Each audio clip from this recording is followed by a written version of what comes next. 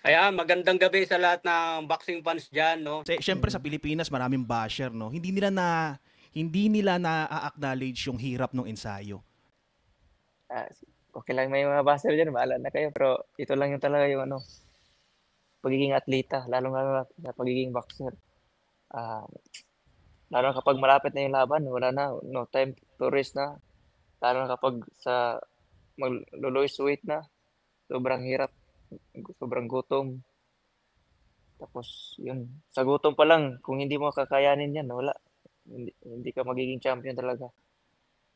Kaya nga sir, dati siyempre wala akong gano'ng buzzer pero ngayon dumadami na. Kaya may iba pa nga papatayin na ako sa chat, eh, sa comment madaming mga sabi pero siyempre ito yung buhay na namin. Tinigil ko yung pag-aaral ko kasi mas pinokus ko yung pagbo-boxing ko kaya, hindi talaga ako nagkamali sa pinili ko. Ah, kaya yun, pinasukan ko yung pagiging boxing kaya pinapatunayan ko talaga na kahit maliit lang ako, maraming nagdi-discourage sa'kin dati na wala akong chance maging propesyonal. Paano na kaya ako magiging champion? Kaya yun sir, pinaano ko sa Mahirap sarili ko na kakayanin ko, ita-try ko.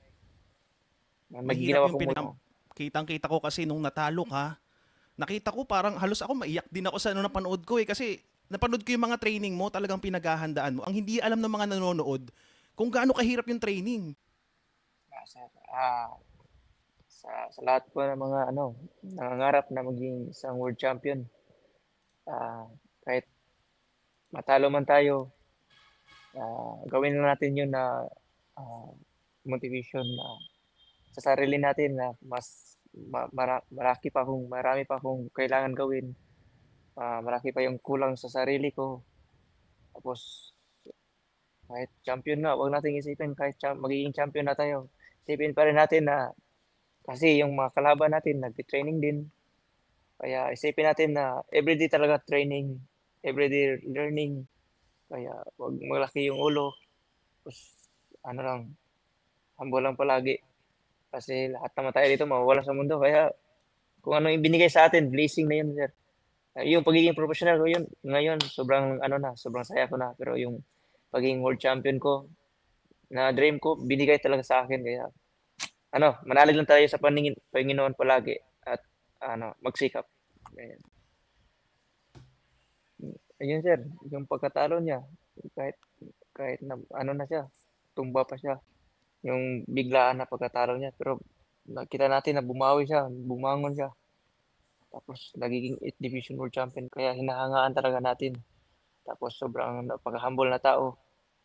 Kaya yun yung ginagaya namin sir kasi nasa Panginoon siya, eh. Yun yung dapat Exactly. ano, gagayahin natin. Kaya kasi napatunayan niya, sa buong mundo, hindi lang dito sa Pilipinas, kung ano yung pagiging isang ano, world champion. Boss Manny Pacquiao, maraming salamat sa tiwala mo sa akin at sa MP Promotion, Blue by Blue Family. Dahil ako yung ginawang top nyo sa Trila in Manila. Ah, ang sasabi ko lang, igagalingan ko yung laban na to at ipapanalo natin to. Good luck sa karir mo at